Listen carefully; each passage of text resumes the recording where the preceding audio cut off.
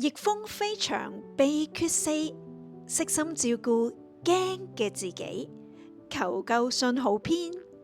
面對唔如意嘅時候，我哋可能因為唔知道將來會點，唔知點面對不確定嘅狀況而覺得彷徨、擔心。當心好驚，叫緊救命啊！我有危險啊！你聽到嗎？以下落嚟會為大家介紹3種驚嗰陣身心常見嘅求救信號。1. 身體會進入作戰狀態，等我哋可以同人打過或者快速閃，所以身體嘅肌肉會收緊，唔容易放鬆。2. 個腦可能會不停諗，有咩情況可能會發生，點面對？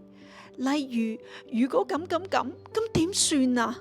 萬一點，應該點做啊？如果自己答唔到呢啲問題，佢哋就會喺我哋腦海裏邊重複又重複咁出現，令我哋心都煩晒。3.